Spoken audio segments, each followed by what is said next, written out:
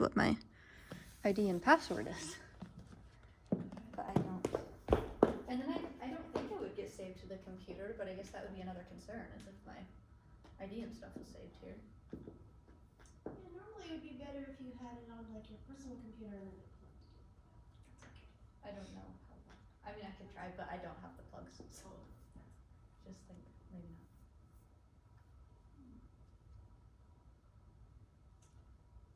Just start, and he can come in. I think it's probably fine to do that. Okay, that'll probably be a few minutes. Okay. All right. Well, I guess I don't have to introduce myself too much, but my name is Morgan List for the recording, and today I will be presenting on teaching piano music by living composers, and I will be sharing some strategies to incorporate these into independent studios. So I just wanted to explain why this is important to me.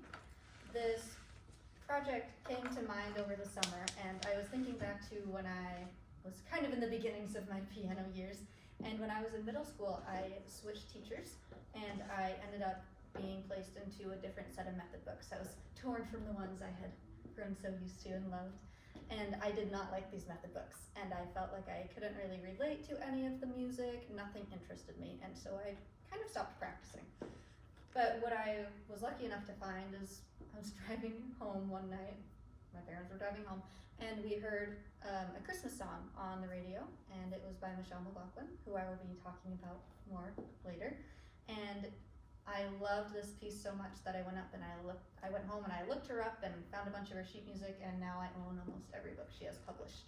So this music became a really important part of music for me, and I think it really kept me in music because I was able to sit down and play this music, and it was actually relatable. It wasn't like robots or cotton candy or anything that we see all the time in method books, and these were longer pieces that I was waiting to get into, and I felt like I had an emotional connection to them and just loved everything about them. So looking at through her music and listening to her radio on Pandora and looking at videos of her led me to find other living composers that I loved as well.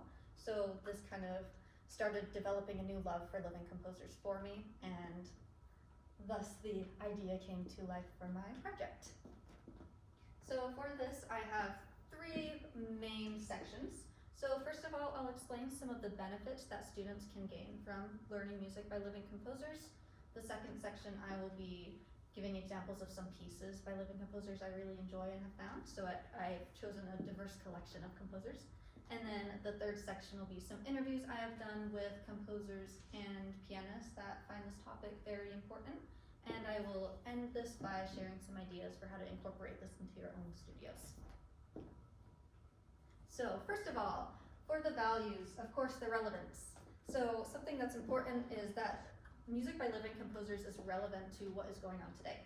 We can play classical music, we love classical music, but it was written so long ago that it doesn't really show what is currently happening in the world. So we can play this music to see what is going on in the world, something that accurately depicts everything that is happening, and it's a way for students to connect with it. It's a way that we can also assign music to students that reflect their culture or their sexual identity. Anything that makes the student who they are, we can find music to represent that. And it's very important for students to see themselves represented in the music they play. It's also important for everybody else to see everyone represented in the music they play, just to prove that everybody has a place in this hobby or profession, whatever it may be for them. It also diversifies the repertoire that we currently have. So we do have a lot of living composers that are educational composers, and they compose music that is for educational purposes, getting used to techniques, different musical ideas, and all of that. And we love them. Some that come to mind are Dennis Alexander, Melody Bober, Martha Meir, and we play them a lot. So I just want to make it clear that this presentation does not negate anything that they have provided with us. This is just to provide more options, composers, just to give us a more diverse selection into what we have available. So I think it's important to know that there is always more to discover, and we never have enough time, so we need to do the best we can with the time we have. And finally, it can be easier for students to relate to. Like I mentioned, it shows what is currently going on, and so it could represent what a student is going through. It can represent what is going on, where the student is from, anything like that. It can be easier for the students to connect to because, like I said, when I was playing this music, I was able to just play it and enjoy what I was playing and feel the emotional release from it. So another benefit for this is to support composers. Of course, it's important to know that composers need to make money if they want to keep composing. And we, of course, want them to keep composing. So we can do this by, of course, purchasing their music and commissioning music. That can be really fun for students or for studios to do. And we can also help them by premiering new pieces. So maybe a composer says, I just made this set of beginning piano pieces. Would you have your students try them out? Or anything that we can do just to help spread awareness about these compositions and gain some recognition for the composer. This can also help inspire students' interest in composition. So I have a little 8-year-old student who is absolutely precious, and she really enjoys composing her own songs. And she'll make maybe 8 measures. And so we'll just sit in class, and in our lessons I'll say, how do you want to make your song today? And she'll say, I just want to write in some notes, and we'll name the notes, and she'll get to play it, name the song, and she has so much fun creating these pieces. And it's really important to me to show her composers that are living and composers that are women as well, to prove to her that if she wants to, she can be a composer. So just to keep all of those creative gears moving. And of course, the value in these compositions are very important. So it expands the repertoire options that students currently have. Again, it gives us more diverse opportunities. We have so many more people composing now than maybe we're getting recognition before, and so we should really take a look into all of that. Students can learn valuable skills that they can use in classical pieces when they're ready to progress into them. A lot of pieces you'll see by living composers actually have techniques or tools that they can use when moving into classical music, and it can help prepare them like stepping stones to get to harder pieces of music. Like I mentioned for myself, it can help maintain interest and motivation. Some of these pieces can be ways that a student will decide to stay in music instead of leaving it for good. And finally, it can be an outlet for emotions. I know a lot of people tend to hide their emotions. We don't always feel comfortable talking about them, and music can be a release for a lot of us. And I think it can be that way for our students as well.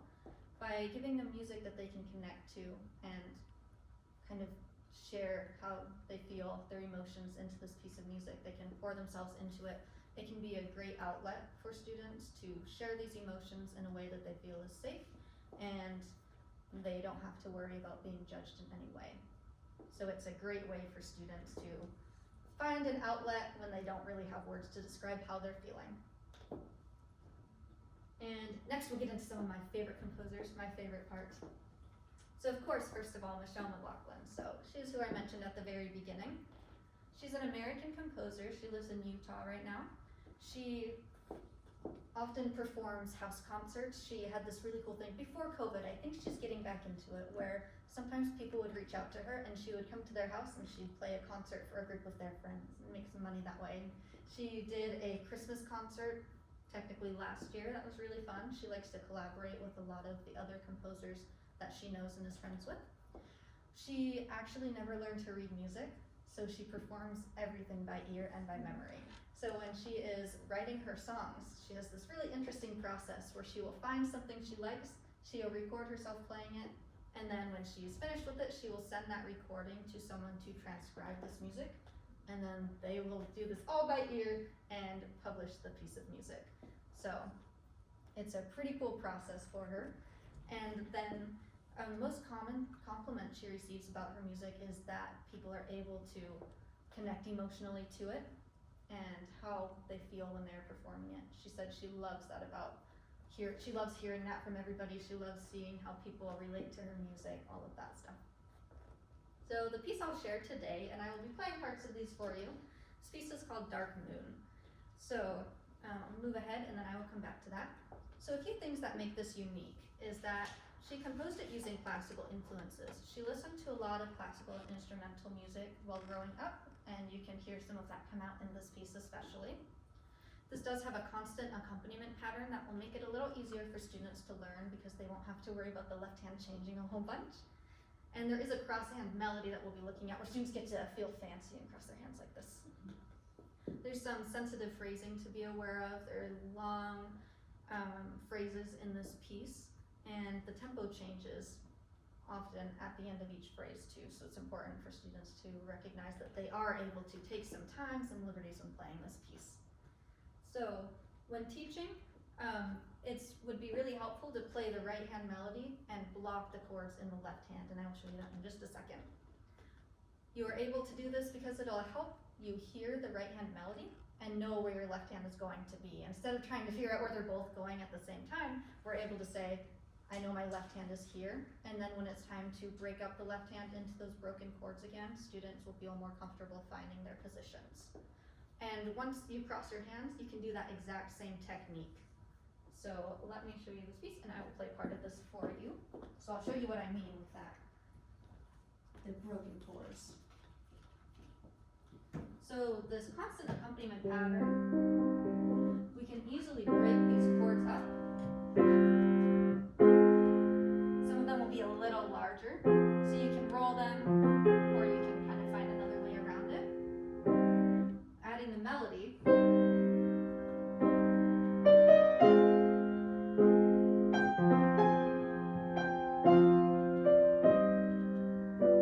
It's just a way for you to be able to hear how the melody shines through. And then when you get to the section where the right hand has to cross over, you can do that exact same thing.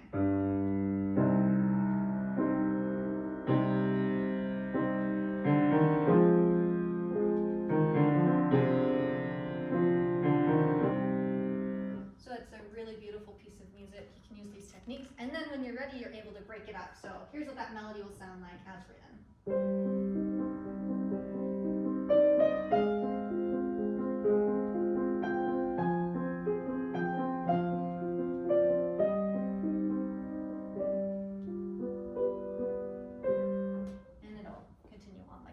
Beautiful piece of music. You can probably see why I love her so much. So the next composer I will share is Ola Yelo. He is a Norwegian composer and pianist. He grew up listening to classical music, jazz, pop, and folk music, and all of these styles have influenced his compositions. He's primarily a choral composer. He has beautiful choral works, if anybody's interested, but he has composed a lot of music for piano and some for wind symphony as well. The piece I'll be sharing is called Eon, and this is one of my favorite pieces that I've ever heard. I was introduced to his compositions when one of my friends played one by him, and I immediately went home and I looked up his music and I purchased some because it was all so pretty. So this piece, you can see that there are some different voices as well. So some things that make this unique is that the melody, even though there are 4 different voices, that melody will shine through this texture really beautifully.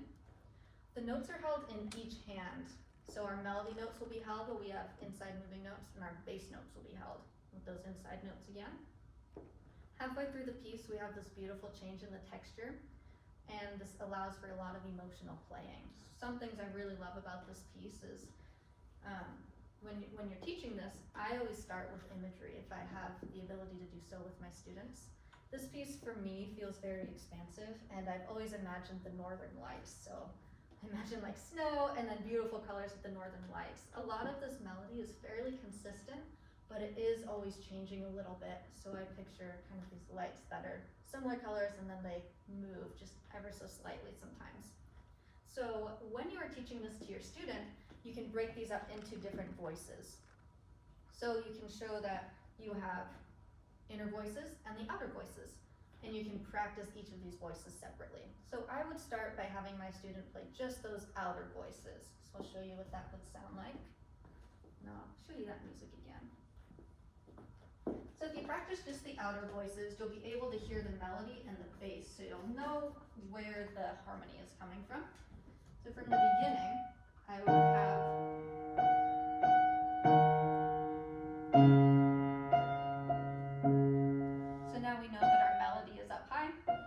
the bass is going to be not super low right here. And then I would say, let's practice just those inner voices. And when we're doing our inner voices, we'll probably need to do a bit of wrist motion that will become more apparent as we add all the voices together. So the inner voices would sound like this. So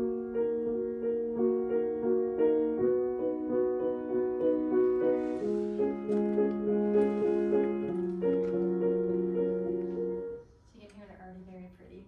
If we add these together, we know that we have to hold this top voice so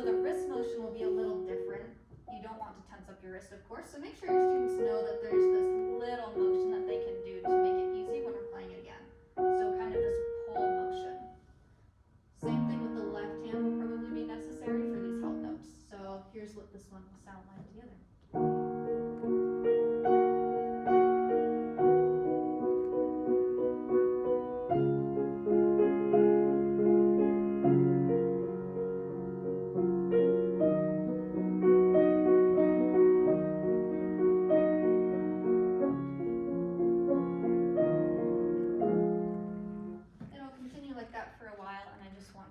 Where the texture changes a little bit.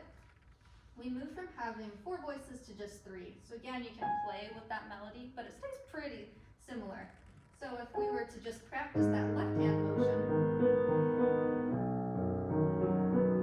we're outlining a bunch of these chords. So when the section changes, I'll play a little bit of that before so you can hear where the texture changes.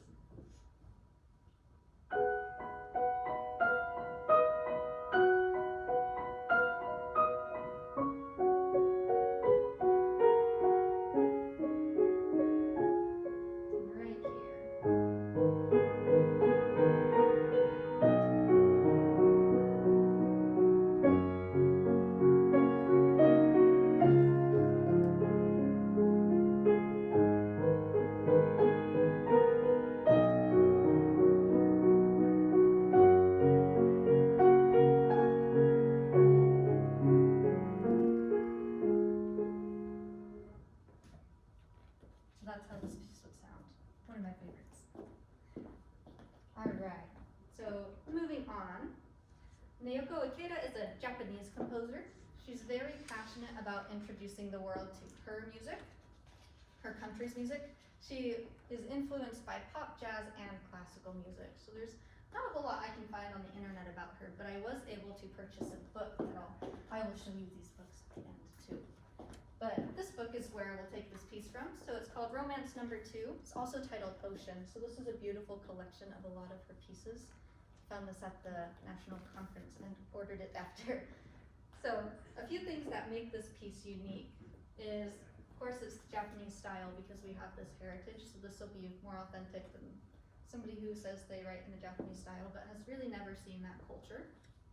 There are a lot of opportunities for imagery. Just from the title, you know if it's titled Ocean, there has to be something that represents the ocean in it. There are 2-bar phrases with dynamic shaping, and then sometimes these phrases do get wider. And some tonality changes will happen in this piece as well.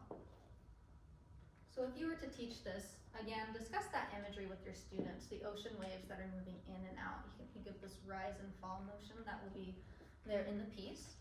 And really focus on the phrasing and dynamics. So this is a great piece if you have an intermediate student that needs to work on phrasing. So if you look at this image, I don't know if you can see it. Yeah, this is big enough. So you can see that we have these 2-bar slurs, and you can see that the notes rise and then they fall back down. And then same thing happens throughout this image and throughout most of the piece. So I will show you part of this. And there are a couple things you can do with your student. And one idea I had is you can have your student play with this wave idea and mimic the gestures that the wave would make as you play this. So as you play this rising motion, your student's hand would rise up. As you play the falling motion, student's hand would fall down. And then as they're playing this, you can have them practice just the right hand to get these dynamics, but try to add in some of these dynamics too. So maybe add this crescendo marking. Say you're starting at piano, you want to grow to mezzo forte, whatever you agree upon, right in a decrescendo back to piano. Find what dynamics you would like to choose for this crescendo, decrescendo phrasing motion. So your phrasing would be like this.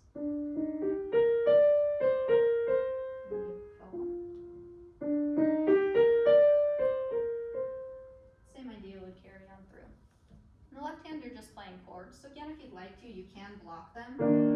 Some of them might go a little out of their reach, but you can do that for a little bit to practice the phrasing. So if you were to do that. So again, that rise and fall. And then when your student is ready to and comfortable with the phrasing, you can have them put everything together. So I'll show you a couple parts of this piece as well. So here's the beginning.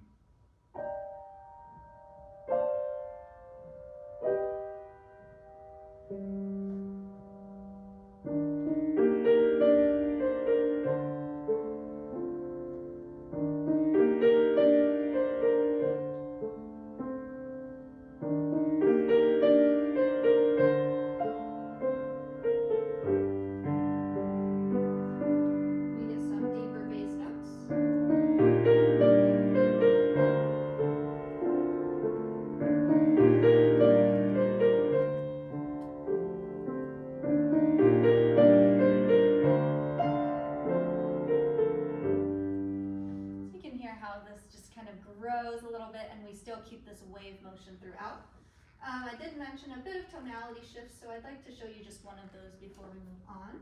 So starting a couple measures before we add in a bunch of accidentals, we'll have that wave motion, and you'll hear how we transition to a new section of the piece.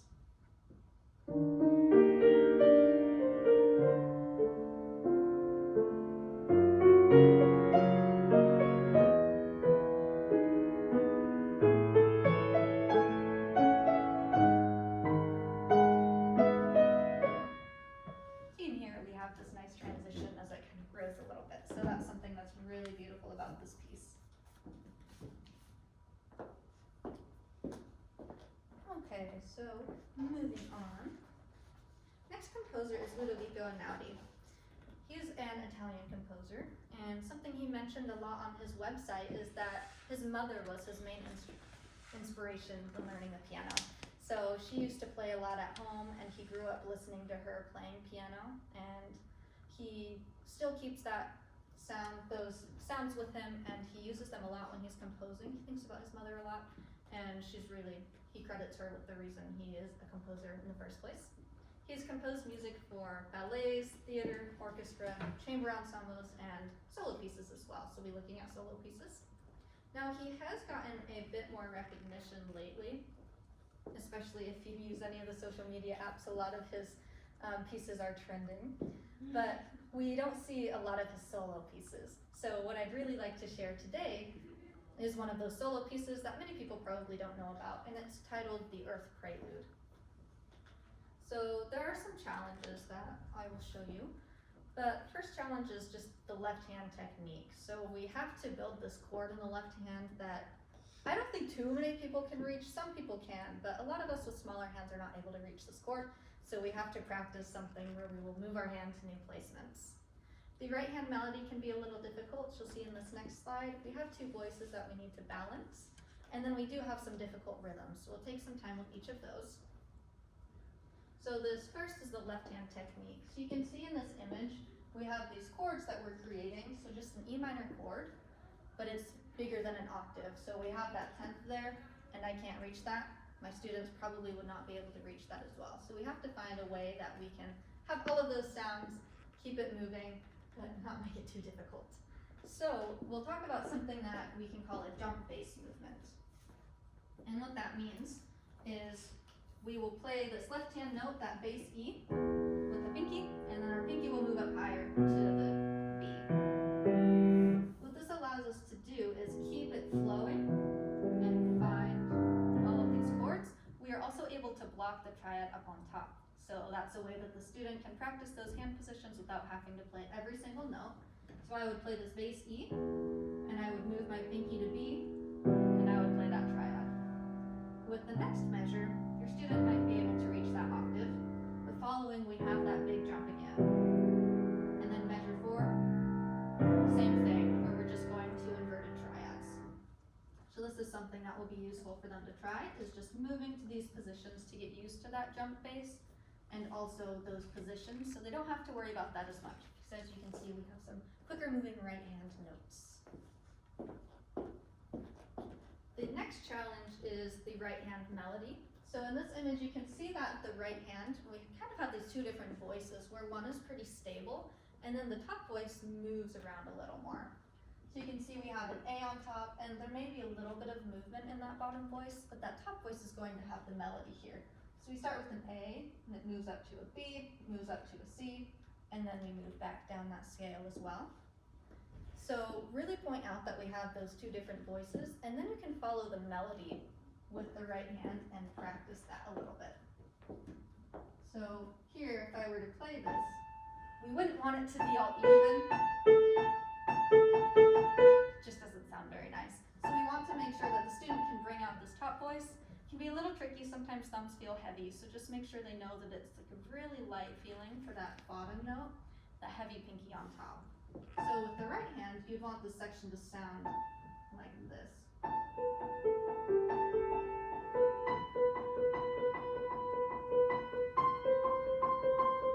that way you're able to hear that melody come out a little more. We can, now that we know what the left hand is doing, we can add that bass part as well. So this section, now we have more to think about, but we would be able to play this.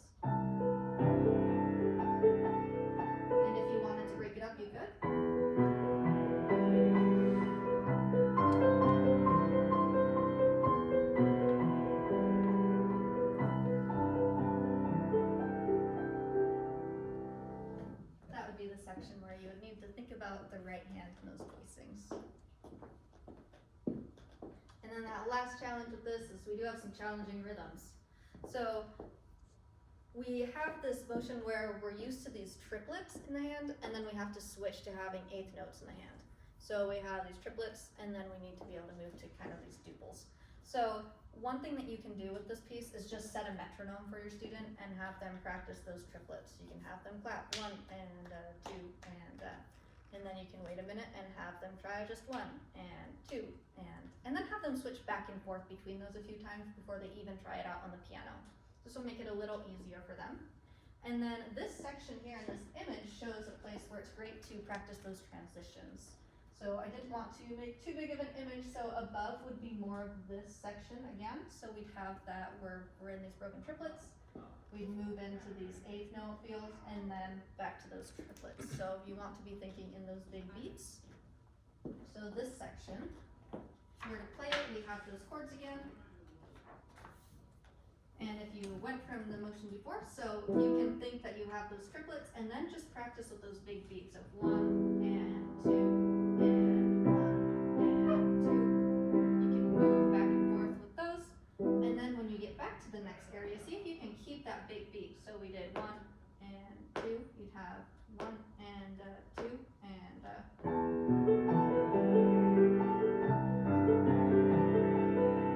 So that's a great section for students to try moving back and forth between, because they will get used to playing both of those different rhythms in here. The other section that I just want to show you that I didn't put on the board, but something that you can play around with that can be a little challenging, is we have this 2 against 3 rhythm. So we still have the same left hand pattern, which is really nice for us, but we have some of these dotted notes. So it would sound like this.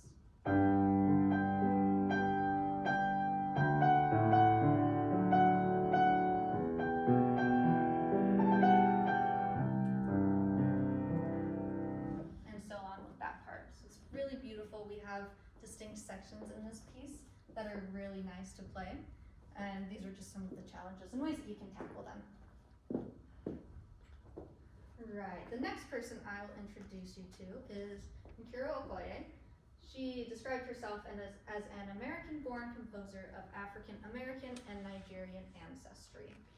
So she composes music for traditional and new audiences. She likes to compose in more of a classical style for some people, but she does like to experiment with different sounds in her music. She has composed music for so many things. Among those would be theater, orchestra, wind ensemble, chamber ensembles, choral music, song cycles, and of course solo pieces, which is what we'll be looking at today. The piece we're looking at is from her African Sketches, Dusk. And this African Sketches set, is a book of 4 different pieces composed in the African style. And this one is just one that's really beautiful from the set that I wanted to focus on. So this one would be for intermediate students. All of these are for intermediate students, so level 5 for this one. And some of the unique things, of course, the African American style. This music is very sensitive and intimate, so you can't rush through it or it'll lose a lot of what makes this piece. So make sure that you have patience when playing this and don't try to rush through any part of it. This also requires awareness of the phrasing too. So we have these 4-bar phrases, and because, as you saw in this image, we do have some longer notes, we have to be very careful not to ruin this phrasing and to keep this moving nice and peacefully. And finally, there are a variety of articulations and markings in this. So when you're teaching this piece, you can talk about the imagery again. So explain dusk to your students. Ask if maybe they have a memory that they really like at dusk. Maybe they're like, oh yeah, I had this really fun fire pit with some friends and we saw fireflies, and just anything that can help them get into that mood of the night is calm, you're in a good mood, everything is nice. And then when they're ready to move forward, once you have this image of dusk, have them tap the rhythms of both hands on the keyboard lid. So if you look at this image, you'll see that we move where we have this right, right, left, left, right, right, which stays pretty consistent until we get to that 4th measure. Because then you have to play your hands together a little different. So you have this together, left. So that's something that will be useful just to show them that it's pretty similar, but there are these tiny changes. So they are ready when those changes happen and they aren't surprised by them. There are also a lot of accidentals in this piece and shifts in tonality. So you probably saw we have a lot of flats. We have 6 flats. So not only do you have to think about all of these flats, including that pesky C flat, you also need to be aware of when the tonality shifts, and we have some interesting chords in this piece. So just test those out. You'll probably hear that they sound a little weird, but just know that they're most likely right. So for this piece, I'll show you some of this. And this book is really cool. I'm going to talk about it for a second. I got it yesterday, so it finally came in the mail. But this is Piano Music of Africa and the African Diaspora. So this is something that is really beautiful. I played through it all, and all of the pieces are great. A lot of these are by living composers or more recent composers. Florence Price is in here. So this book does have that dusk in it, as well as a lot of others that are really great. So it's one that I'll pass around toward the end so you can take a look at it as well. So with dusk, I talked about the phrasing. So again, once your student feels good about where the beats lay, you can play part of it for them.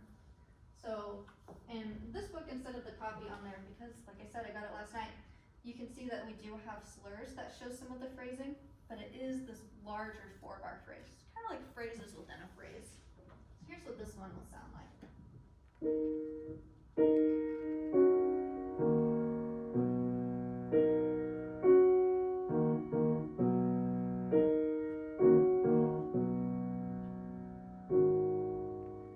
And then that melody repeats again and changes just a little bit.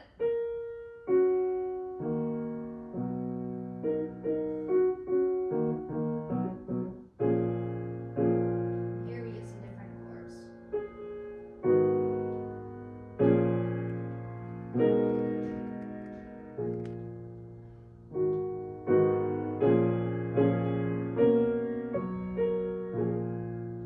And I want to show you just a couple measures where some of these chords do change just a little bit in some unexpected ways. So here's another little section.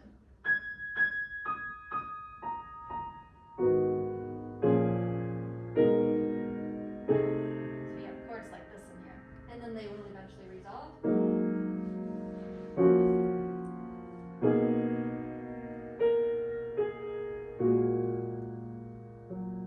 Another chord might be this one. You can hear that there are some really interesting sounds, because it does add to the style, that this African style that she is composing in. It's a really beautiful piece. Alright, moving on. So next composer is Isaac Rue, and the piece I will be talking about is also in this book. So again, another reason that I already love it.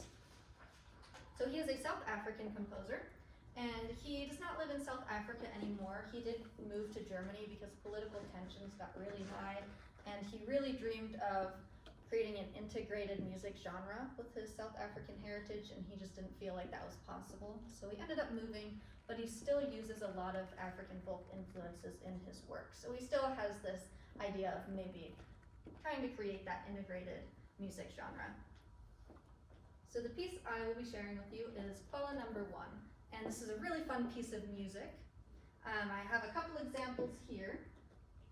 So some things that make it unique is that South African style, where this might be a little new. We don't always see a lot of South African composers in method books, things like that. This also has a jazzy feel, so it's really fun. We have some fun jazz rhythms, some different chords, and a variety of articulations. And halfway through the piece, we do have a bit of a style change that's really fun for students. It does require a little bit of counting. So when teaching this piece, recognize the articulations and practice how you will play those on a keyboard lid, on a table, anything that will allow the student to play without having to press on the keys, just so they can get used to the motion first. And then you'll also need to notice when the voices are moving, if they're moving in parallel motion, contrary motion. Usually they are not playing the same note, so they might be moving in thirds in the same motion. So it's just important to recognize that the keys are not being played at the same time. Lots of times your hands will be moving in opposite directions different times. So if you look back at these images, this first one you'll see that we have this 2-note slur thing that we've all seen so much in piano and probably other instruments as well, where we have quarter note tied to an 8th note with a staccato on it. So if you're teaching this piece, you can show them with your hands just on a table. You can practice this down, up motion so they get used to that staccato. So da, da, up, down, up. and I would have them play that a few times, maybe hands separate and then put them together, just make sure that they can play. You'll notice that the good news is that both hands do play the same articulations, and that will be useful for your students.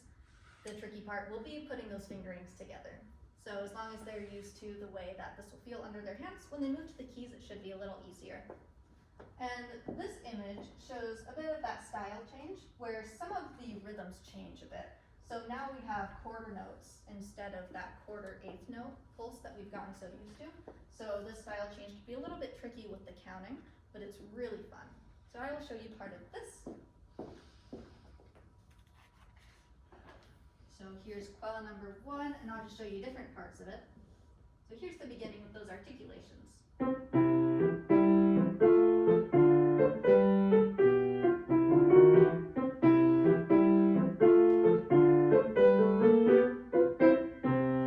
So that's kind of the main theme that you'll hear through this one. So it's really fun, light, and bouncy. And then I'll show you where that style change happens. It happens a couple measures before this image, but I didn't want to take up the entire screen. So here's part of that style change.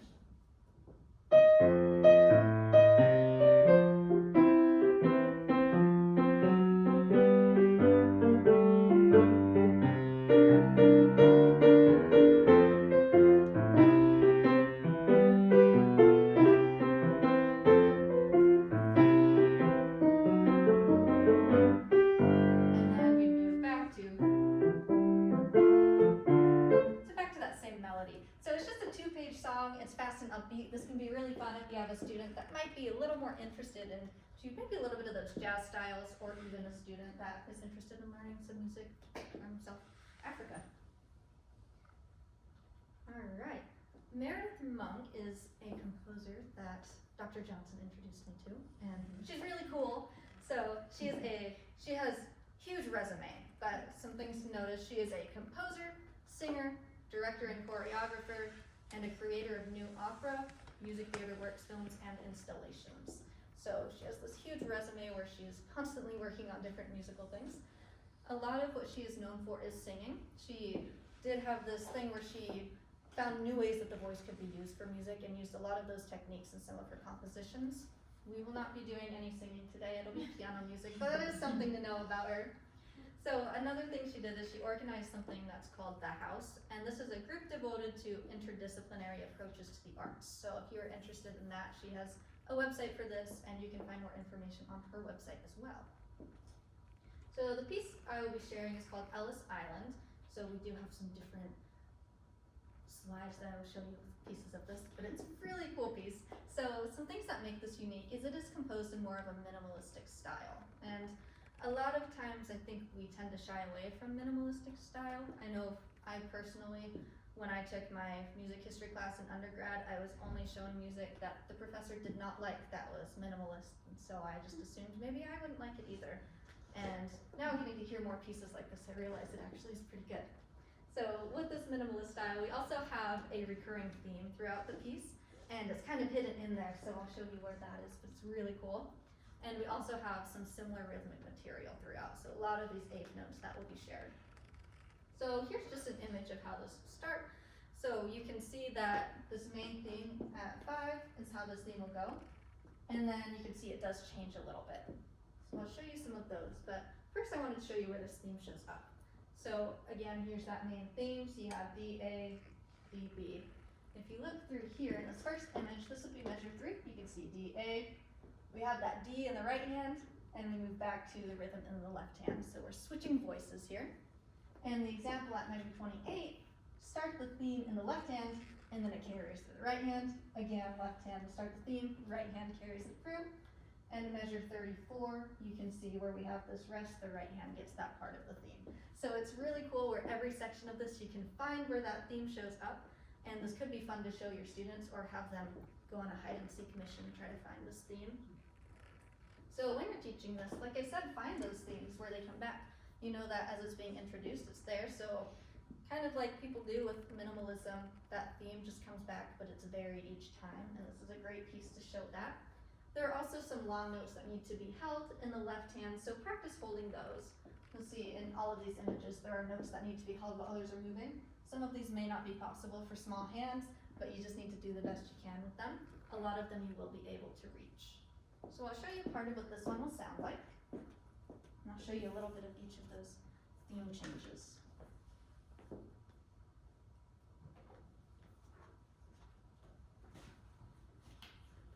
Okay, so just from the beginning, here's that main theme.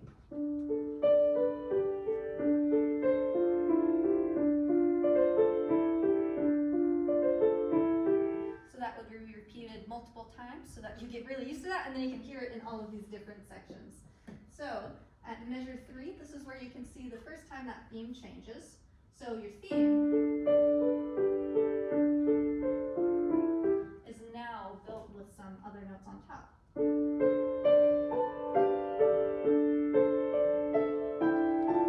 you can hear how it sticks out just a little bit, but it's kind of hidden beneath those layers. And then if we look ahead to measure 28, again, so that D on top would be that theme.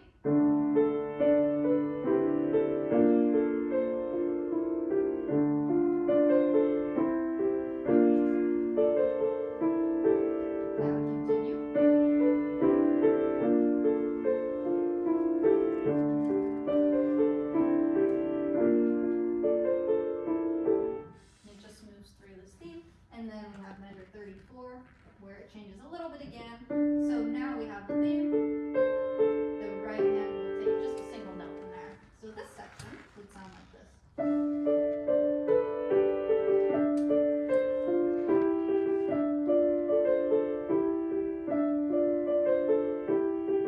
And that would continue for a while as well. So I'll show you just how the end sounds. And again, you'll probably hear that theme creeping in. So here's what the end will sound like.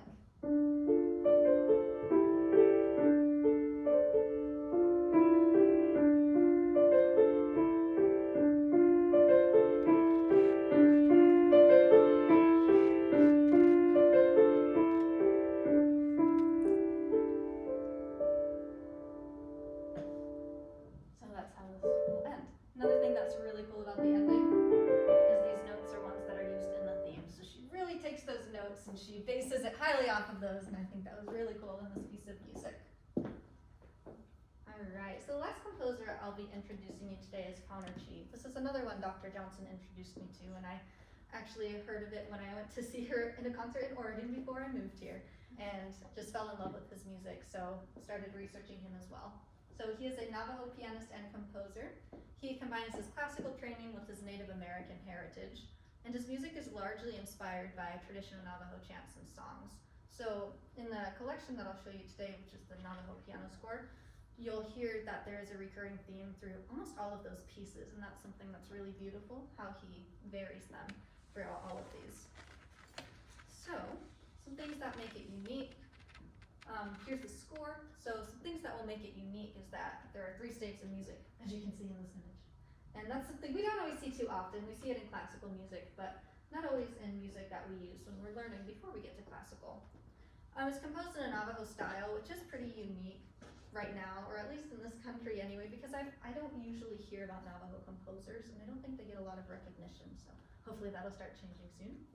There is a voice doubling in octaves in different sections of this piece, and a regularly changing time signature. So you can see that it'll start with that little theme, and then the top staff and the bottom staff, we have the octave doubling of this theme and some nice chords in the middle to just add a little bit of shine and sparkle. So if you're teaching this piece, it's really good to break these lines up instead of diving in and trying all 3 of them at once. So you can try the first and third lines just to hear the melody, and then you can try left hand on the bottom 2 staves. You might decide that there are different ways that you want to break up these 3 lines. There are times where sometimes the right hand can reach that middle chord easier, sometimes the left hand. So play around with that with your students, see what works best for them. So I will show you a little bit of this. So with this piece, we'll be looking at some of those fingerings, but what I've noticed playing this, well, here's that main theme.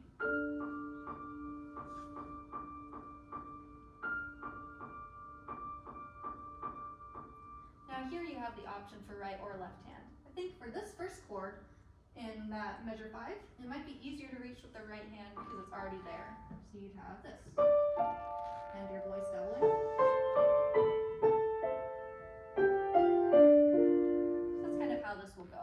can be good to play it for your students so they can hear how it'll sound. Now, if you were to break these voices up, we started measure 5 and we were just trying to read the top and bottom voice. We have this melody, so it doubles. It's a little easier to read. So we have this part.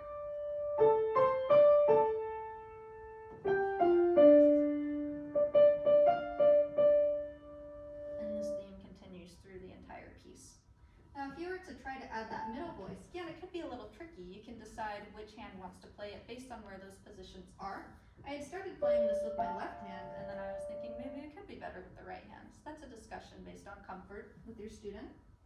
So if you wanted to try it with just the right hand and play some of those, you can do that. Maybe you wanted to jump in with the left hand for some of these. It can just be something to talk about based on where your hands are. So I'll play you a little bit of this, so from that section with hands all together, just so you can hear how this will sound.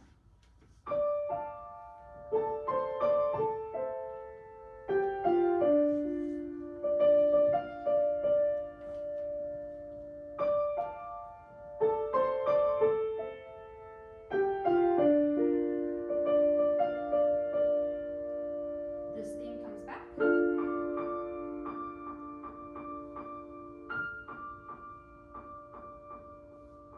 Now we have the same idea as it moves on, but it varies just a little bit where we add some more of those bass notes. So this is what that would sound like now. So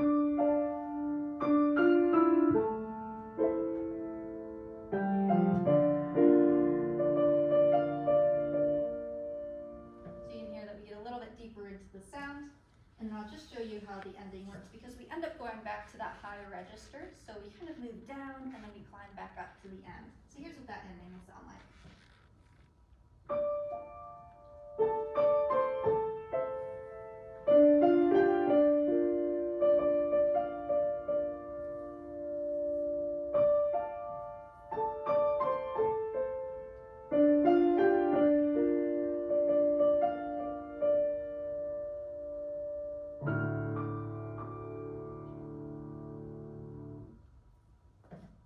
So this one is a really beautiful piece if you have students that are interested in something that's from a different culture and something that'll kind of prepare them for classical music. Like I said, we do sometimes see those 3 staves in classical music, so this is a great preparation for that. All right, so next we'll move into some of the interviews that I had with people. So first I would like to just share some things that were common between all of the interviews that I had. These are just bullet points of everything that people were saying, something that came up in, if not every single interview, then probably all but one. I talked to quite a few people. So of course, cultural representation. It's important when assigning music to represent a student's culture, to show other students that music from other cultures does exist and should be played. It represents current events, so again, what is going on, things that students can relate to. That's all really useful. Composers need to make a living.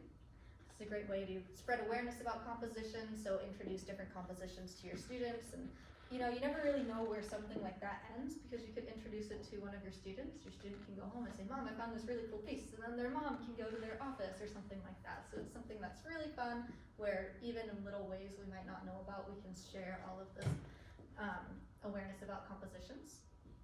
Again, show that music should still be composed. We have not composed all the music that is going to exist. There is still so much more that can be composed, so we need to remember that and not shy away from it. And just to prove that students can be successful as composers. Again, we don't want them to feel like they're not good enough to compose. If they like to do it, then they should give it a shot. So the first interview I want to share, I don't know why that changed because I didn't touch it. So first interview, I talked to Isaac Rue over email, and he was really nice, and I just sent him my questions. And I wanted to share a few quotes that he sent me in his emails that I really liked. So one of the questions I asked him was, how can pieces by living composers be included in piano lessons? And his response, you can probably read up there, is one piece in the repertoire should reflect contemporary style, be it serious, folkloristic, or pop. At best explain the similarities in styles. Music is a continuum. One thing leads to the next. Pop or folk music do not necessarily mean bad or second-rate. Music is music. And I loved this quote because a lot of times I think we look down on different genres of music, and especially in classical music, we tend to look down on pop a little bit. We're like, oh, it's always the same 3 chords, but it's still art and it still deserves to be heard and recognized. So I love that he talked about all of these different styles and incorporating them all into somebody's repertoire. The other question I really liked his answer to, I asked him, how can we make these pieces more common in lessons and recitals? And he gave just a really brief answer. He said, simply teach them. Make pupils understand that diversity is the spice of life. So I loved calling it the spice of life. I thought that was so cute and very true, because we need to add some spice to our lives by introducing new composers and not always just playing the same ones over and over. There's so much more to learn, and it's important that we look into them. And then the next interview I had was with Michelle McLaughlin, and I was so excited. I got to have a Zoom interview with her. We talked for about an hour, and I was kind of in awe the whole time. It was a really big moment for me. But a few points that she shared with me were that music that is written today should be played today because it is relevant. Again, kind of that recurring theme of this is what is happening today, so this is what we should play today. Something I found really interesting is that a lot of music that was played in the classical era, Mozart, Beethoven, all of this music was being composed and performed while they were alive. And now we've had this huge shift to where most of the music that is being performed now are by people that are dead. And so we don't need to get rid of it by any means. It still has its place, but we should be giving some more recognition to people that are alive and are composing music today. That's something that's really important. She said that some ideas for getting students interested in this music is to send students home with a list of pieces in multiple styles to listen to and assign music with that in mind. So maybe you give students a few of these pieces that I've shown you today and say, pick your favorites, or if they like them all, you can choose which one to work on first. If they like one style, you know that you can look in that style for students in the future. She said that she loves composing and hearing the different interpretations others have for pieces. I think this is something to remember. Sometimes we get nervous with living composers, like, what if they hate the way I play this piece? And it makes me scared to play this because I don't know if they'd like it. But she told me that she loves the way people interpret her pieces, and she's so happy that it's being played. And she really tries to incorporate emotion into her compositions to help people feel something. She's been very successful with that from all the reviews I've read and my own personal thoughts. Next, I interviewed Dr. Swilly, of course, and I was very excited when I decided on this project because I knew that I could ask for his help. And so I talked to him a few times, and I'm really grateful for that, so thank you, Dr. Swilly. So I talked to him about some of these compositions, since that's what he focuses on. I don't know if I need to introduce him because everybody knows him, but he does do a lot of composition, so that's why I talked to him. So he talked about how music is relevant again. So music that is composed now is a reaction to what is currently happening, and it should be performed for this reason. So again, these people are alive, this is what they're going through. We should perform it to bring recognition to what they're going to, attention to what they're going through. Music is a great way to start conversations, and we just need to be willing to start those conversations. He also said that art of today gives context to artists of today. I don't know if you remember saying that, but that really stuck with me. And I loved that quote so much. So it's kind of similar to what I had mentioned before. This is what is happening today. And I asked him why he thinks people may not have been playing too much new music, why people tend to shy away from it. And he told me that people haven't had the opportunity to engage with new music. So a lot of the concerts we go to are playing classical pieces. We don't really hear a lot of contemporary or new music at these concerts. So people just don't always have the opportunity to hear it. Sometimes maybe there isn't good advertising. There are a lot of reasons people just haven't explored it. And it could even be something like bias where, like I talked about with minimalism, maybe people think that the music today just isn't as good because they have only heard pieces that they didn't like. But it's important to remember that there's always music to be found that we like in any genre. And he also told me that relevant music can engage today's listeners. So again, students can find emotional responses to this music. They can see themselves in it. They find representation in it. So some things that are really important for students to see in here. The next person I'll talk about is Dr. Christine Yonina Taylor, and she's an amazing person. I got to meet her when she came to give a performance here, solo piano performance, and I had a master class with her, and it was slightly life-changing. So she performed a concert with all living composers, and I believe one had passed away in the past year or two. So all very new music. She's a strong advocate for performing music by living composers. So I was really excited to talk to her about it. I knew she would be a perfect person to ask about this project. She told me some things she does to keep herself learning. is that she has her students always play at least one piece that she has never heard before. This is a great idea because she is able to learn alongside the student. They get to learn a piece of music that maybe isn't super well known. She gets to learn that piece of music as well. And it opens up the doorway to learning more music that can be really interesting to her and the students in the future. She works on a lot of projects in her college and also outside of that, where she is working with living composers. She is premiering pieces, commissioning pieces. Her husband is a composer, so she's performed a lot of his pieces. She also has a huge project she's been working on with Iceland music because that is with her heritage. So she's done a lot of work, and I believe she's also recognized as an Iceland music scholar, which is pretty cool. So she's done so much work with living composers in Iceland, past composers in Iceland, that it's really great. And she also works with her composer friends and colleagues to introduce new pieces to audiences. So she works at the University of Omaha in Nebraska. She's said it's a very friendly place when it comes to new music, so she gets to work with a lot of her colleagues on projects like this. So I do have a video I'd like to share with you, and you'll be able to see how passionate she is about these pieces, and I love her so much. So here's a video with her. Taking this on. The ethical reason is we should be playing music by people that we know and that are special to us, so we find the music intriguing. We don't have to play things that we don't like. But there's plenty more of things that we can like and we should play. On a regular basis too, not just, oh look, I played a living composer, check. But there's also another obligation here, and that is that by doing this, we are actually learning new things that obviously we could learn from a Beethoven sonata, or we could learn from a Chopin etude or a Liszt, whatever, or a Bach prelude and fugue. But there are things I have learned from playing new composers that I will never learn from those other composers. I will not. And in some ways, playing music by new composers informs me about how to play Bach and Beethoven and Chopin. Because often I feel released from obligations about how to play these, and I can start thinking for myself.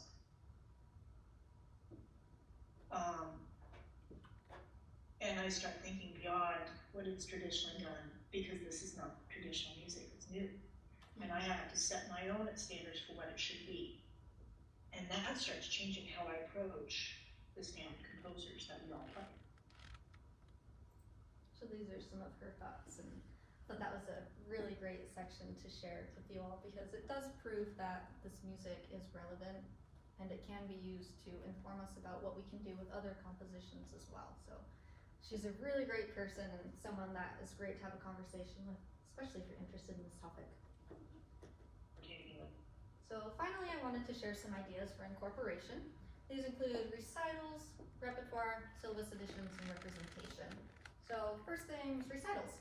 So of course, a great way to incorporate this music is to share them in recitals. Most private teachers put on at least one recital a year. Usually we'll do like spring recital, Christmas recital, maybe some in fall. There are lots of options for those. So even if you just did one recital a year where it was dedicated to playing music by living composers, that's still a great way to share their music with everybody. Something that could be really fun that I would like to do sometime is to just dedicate a recital to one country's music. So every year we'd kind of travel around this world and say, okay, this time we're going to play music from Iceland if we wanted to, or from Norway, anything like that. It's a great way to look into music from different cultures. And you can also find pieces by composers in your area. So we have so many composers here that we could probably find one of them and say, hey, do you have any music that I could assign to one of my students? As long as they have music within that level. So it's a great way that you can work with others to share this music. Another thing is just repertoire, like we've talked about before, is find students a composer that represents themselves, but you can also assign each student a piece by a living composer. So like Dr. Taylor does, where she always assigns a piece by someone she doesn't know, we can do this with living composers. Maybe we find a living composer somewhere and we say, this looks really cool. Let's see if my student likes it. And it's a great way to introduce your student to that composer, introduce yourself to that composer as well. You can also give students a list of composers to choose from. So some students might just say, I really like this name, so let's play by them. It could be as simple as that, but you're still getting students to learn about new composers that they haven't heard about and learn new music that isn't familiar to them. Next thing would be representation. So representing a student's culture or gender identity. You can find a composer who has had similar life experiences. Sometimes we all go through hard times. Maybe you can find a composer that they can relate to for that reason. You can find music that can help students get through a hard time in their life. You can find one that shows students that they are not alone, that there are other people that feel the same things that they do. You can find composers that are just from their country that they're from. Maybe they miss their country and playing music will help them out. So many opportunities for music like this. And it's also a great way to create a more diverse studio because we'll have so many different options for repertoire for students to look at. It will not just be one little section of living composers and this huge thing of classical music. We'll actually have a large library of music by living composers. And finally, just syllabus additions. So Iowa is a really lucky state where we have a big list of syllabus pieces that we can play with our students, but we can still always do more and add more living composers to this. Again, we have a lot of those educational living composers, but not many living composers that aren't given the term educational, even though they are still educational. So we can work on adding more of those into the syllabus, and other states, we can always work on incorporating more of those into their syllabus as well. So it's an ongoing process that we just need to keep working forward. And we also should just research more pieces to learn about their educational values. I think sometimes the reason we don't always add new pieces to a syllabus like this or a repertoire list is because we don't know if they're educational or not. So we just need to be willing to dig in and find what makes them educational. So something I just want to share about all of this stuff. Closing words is just that it's really important for us to show students that they matter in our music. This can be the music we have in our studio, this can be the posters we have on our wall, and it can be the music we assign them.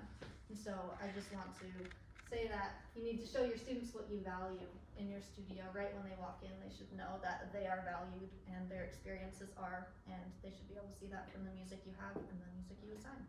So a great reason to add living composers into your repertoire. So finally, thank you for coming.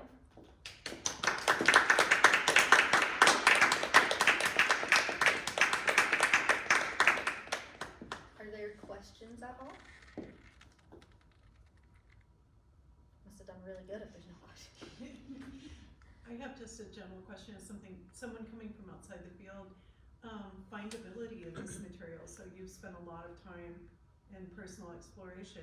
Mm-hmm. Is there like a database or an index or something of pieces and descriptions and that for Yes. contemporary composers that piano teachers could use as a resource? Yeah, I can show you one that I really like, and that's another one Dr. Johnson introduced me to. But there's one that's called A Seat at the Piano. And this is a really great piece because you can find composers from all different time periods, and there's this huge database. Mm-hmm. And I found a lot of composers. The composer I'll be doing for my history paper is from this list. The composers I've done for piano literature are from this list. And it's just a great way to find composers that maybe are underrepresented and composers that are living. So 1999. And you can see on here, it'll show how long it is, the leveling for it for most pieces. You can see what collection it's from, if it is from a collection. And if you were to click on the composer or the piece, if it's possible, so they give you a bio. And then if it's possible, it'll send you to the sheet music, which might be a link to their website. If it's an older composer, it might be a link to like IMSLP or something like that. So this is something I really love. Another website that I've used a lot, and it's less for living composers, I should say, database. Living composers. There's this website that is for living composers, and it's this, you can go to the big list, you can see more than 5,000 female composers. This one, you can look at all different genres. You can look at 21st century, you can go through all of these. So that's one that I really enjoy looking at. And it might not have too much information, but it still has a lot of names, so that's kind of a starting point for me. I also even just looked up books of like anthologies and things like that and used like the table of contents off of the Amazon website and started looking them up. So a lot of opportunities like that. Some of this music I already had on hand too, so that's kind of where it started, and then I decided I wanted to choose more diverse composers and started looking into stuff like this. So it's Those were kind of the big resources I used. Along the lines of, I'm sorry, along the lines of how you teach when you're, say, working up random example, Turkish march or whatever. I don't know why Turkish marches come to mind, but do you talk about, the style of what makes it sound marchy or Turkishy, or so my ask, with that as an example, is there a need for more information?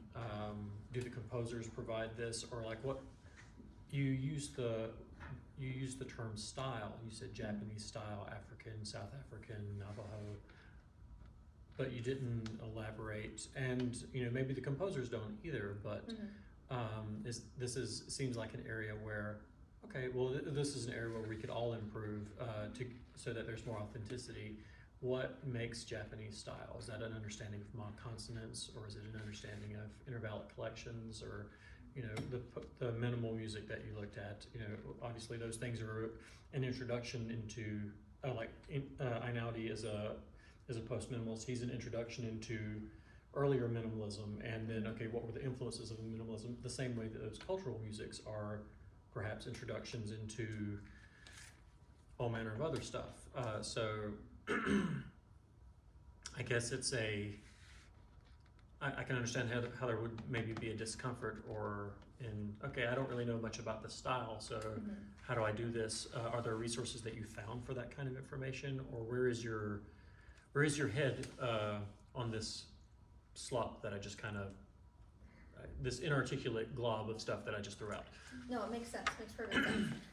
A lot of these books do have little things about them, and I didn't want to take too much time with them in the presentation, but like this book at the beginning, it gives little bios and things like that, so composer biographies, so some of those can be really useful, but they don't always talk about the style. So that is something that I do need to look more into, but I think a big thing that lets me know about the style is a lot of the method books that we've taught, and I'll kind of share these if you wanted to look at these really quick since we're talking. A lot of the method books I've seen, and they're changing, which is really good, but they would have titles that just weren't completely accurate with the type of music it was, where they'd say it was a Japanese song, but this person had never been to Japan, is from America and stuff like that. And so I think a big part of this is knowing that they're actually from the culture they're representing for me, but I do need to dig in a little more to it. And then with the question of like, would I explain it to them? I definitely would. I'm kind of stuck in this place where none of my students are ready for this level of music, unfortunately. But once they are, I will definitely say this is why it's in this style, and I would kind of share some history and background for them. I like to do that a lot with them.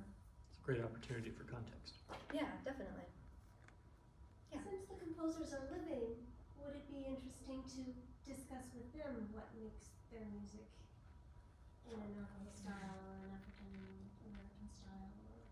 I think it would, and I had some luck talking to a few of them, but some of them didn't answer, so it'd just take a little more time to get in touch with them. But I think that would be really useful to talk more to them about it. Some of them you can't find much online, which is unfortunate. They kind of keep to themselves. But yeah, that would be a great way to start. Dialogue. It's a shame there aren't that's not included in the resources that you found, or at least you didn't mention something like that. About what makes it in that style? I'm saying that would be great if that was a resource, either as part of the books or as part of something like the databases that you found. Yeah. Yeah, usually the databases don't go too in depth. It's more, here's the composer, these are the dates, this is the piece. But that would be a really cool project to add a little more about the culture, what makes the. Would there be good style analysis resources for such things? Cultural as well as time period style analysis resources. Oh my goodness. I think you're the right person in the room for this. Depending on what it is, that's what I would choose. I can't think of one thing, but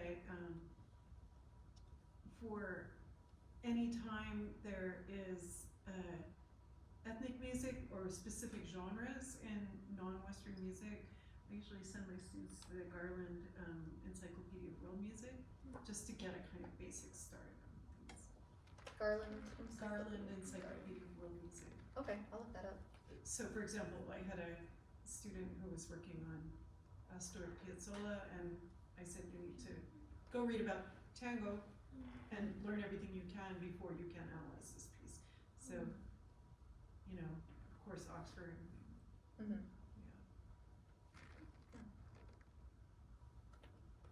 Well, I think it opens up, like Dr. Swilley is saying, a unique opportunity for that discussion to take place with your students. To say, well, Yes. we actually don't know everything about this. Let's find out. And I think that that's the exciting thing. That's the Mhm. exciting part of teaching music, teaching world music, or teaching pieces by composers whose ethnic or geographical background is different than yours. So Mhm. I agree that that's one of the additional benefit. Yes.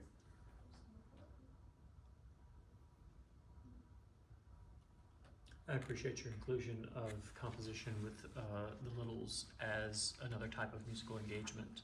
Mm-hmm. You know, in our, you know, even in our accreditation for NASM, there is the, you know, there are bullet points in there for improvisation and such. We try to have as many types of ways of engagement in as possible, but you know, musicking is beyond what's on the page. So improv, and then, you know, that level of the creativity of, okay, I want to remember what these notes are, and let me come back to it, make some decisions. That's great. Yeah, I think it's a lot of fun, and I know you recommended a book that I need to order. That composition book that gives all those different styles. I think that would be really fun to do, especially with her, with some other students as well. I just wonder with the rise of social media and TikTok and everything, do you have students who come with compositions that they've heard and want to play, or? I don't think I have. Mm-hmm. Every now and then I'll have a student come in and mention it. Like, I have a student who loves Taylor Swift. So that kind of where she's going to play a Taylor Swift song by ear for the recital. So we've done a lot of like the listening and figuring out the notes and chords that can be put with it. I haven't had as much, because most of my students are younger, so they don't really access all of the social media that we hear that stuff on. Probably in the future. I've had people mention it to me as like, can you play this piece? But not a student necessarily. My oldest student hasn't done that either. So I'm actually very surprised they haven't. Well, and also sometimes they bring in a piece of music that they really love, but it's too hard for them. So then what do you do? So you have to know the rest of the music, like Morgan has said in this presentation. Here are some easier ones you can, some stepping stones Mm-hmm. to get to your dream piece. Yes. And it takes a lot of time to get a survey of a lot of music that's out there, because there is a lot of music, and we kind of have, you're working in this sort of curation of, these are the pieces that will work for the students that I know, and I also like, and also are level appropriately. So it just takes a lot of time and sifting through, and I think that's why a lot of people don't do it. I think so. And extra expense, I mean, you've done a lot of personal expense to buy books and do all of that, so. So I commend you on that effort, and I think it takes time and dedication, so I'm happy that you did. Okay, it's been fun.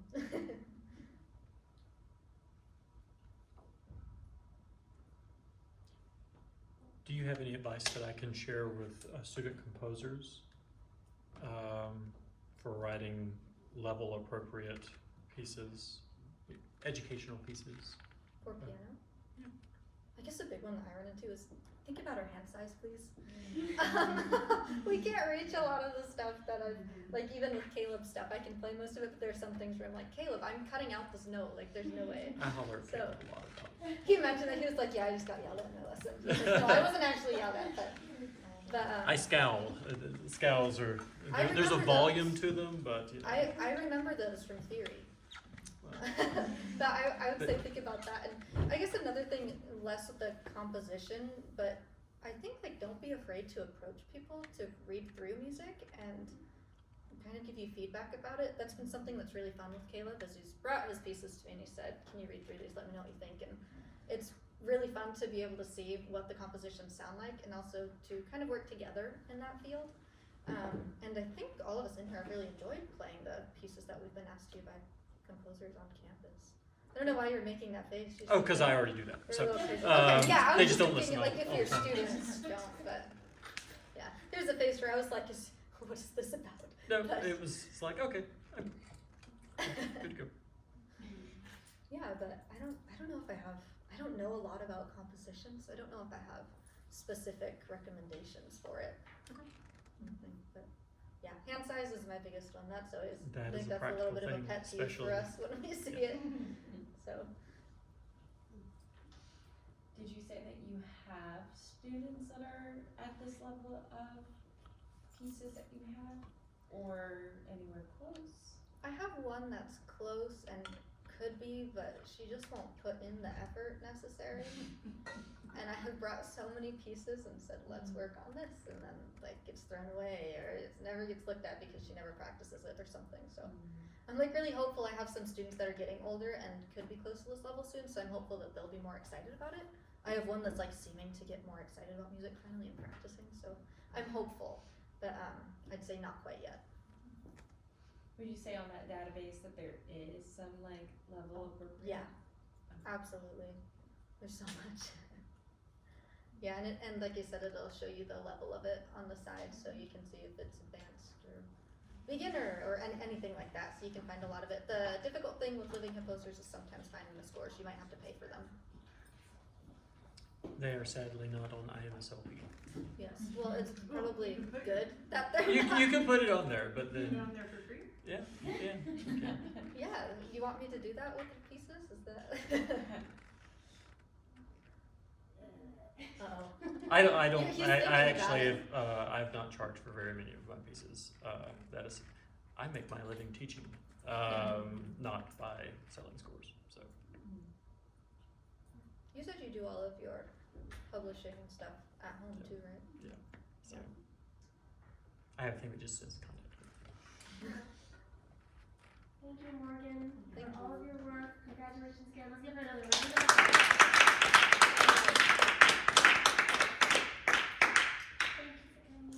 Yes, thank you for coming. Thank you for fitting me in. Time. What about those ratings for the level pieces? Yeah. Yeah, That would be. Hoping you so should you do get those and like what kind of, that would, they would tell you the capacity of each what it needs to level. have. We've got a couple minutes. Yes. That's not unlike you can find those things for like academic music and specific grades. So Right, right. it seems like that would be a good sheet to have on your desktop. Like okay, oh no, I've done something a little too much. Yeah, yeah. We have not technically like Yeah, if you done can away borrow with any the music. oral That's why I always health say, like, if you need music, in ask the me. piano great. area So we need to requirement. schedule that? Price piece in that I book is think incredible. so. Okay. Next Lawrence week? Price. Next- I was listening to all of her music I'm too, and leaving I'm like, during finals week, so, Okay. for a Next week. conference, so Admire next your- week. Next week. Or it could actually be Monday or Tuesday the following week. a lot of them, yeah. Yeah. I actually, The finals the week, one that that might be came in the easier mail for some yesterday, people, I but guess it this might is be like a too late small for grad business, school. because it came I will yesterday check on finally, grad school. and then it The came Monday with this finals bookmark week is I have to about find God that on morning. it with a sticker that said, thank you for afternoon is- supporting is my open, small business. If that Okay. worked like So general. would So I be a guess like the possibility. teacher's choice. General Um, ballpark. What time I don't think would you there's say? another piano final on Monday, so I'll I don't look at my remember. schedule on as far as I my don't think it piano was because more I than have. $20. Next week is also a I possibility, think it was so, less. I think yeah, it great, might have been just I'll like send out 12 some or something. ideas, Did you and create that then kind of we'll cheat? just try to do a maybe quick. Thursday Yeah, afternoon then apparently that works for us. Yeah, Yeah, that's that- My fine. dad Might might be be able able to to do me. That's that. That sounds good. Yeah, I was like, this is what I want for my birthday. It's actually $25. It's I not got too it. bad. And then it comes with the frame. Thank you. Good job. Well done, Very- Morgan. Thank you. You added some composers too. I did. since last time. I did. I had to surprise you. Did it scare you? I guess it was to test me how much I paid attention. Exactly. How many more? Two. Two? Yeah. Wait, who? The Mary Jacques and then Ludovico. Who? I said Michelle, and then I said Harrison. Christine. Sorry.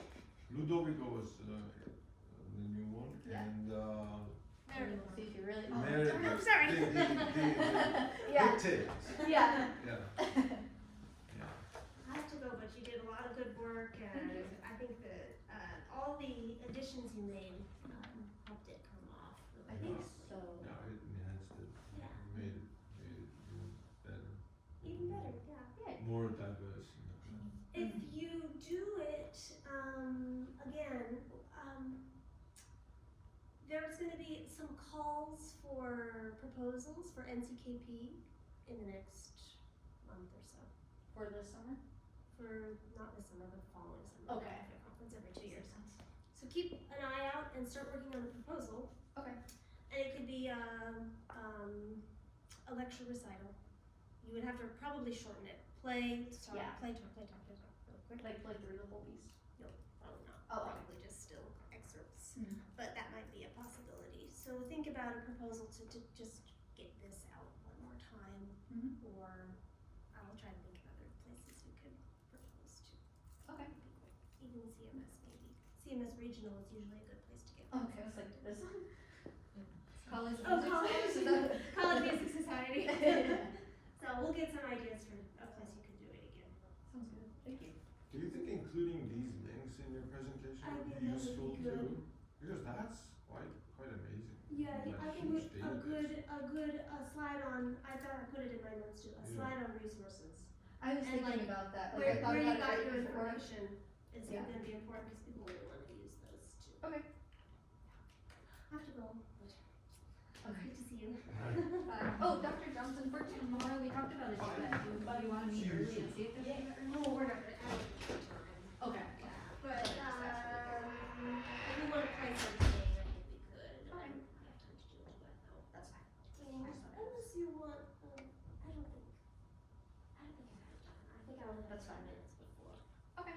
So. Just wanted to ask in case. Yeah, So wasn't I my turn. forgot I said that. Okay, and then you'll email me about the oral comp Yes, we have to, we're thinking maybe next Thursday. around this time? Mhm. Okay. Yeah. Thank you. What if I fail?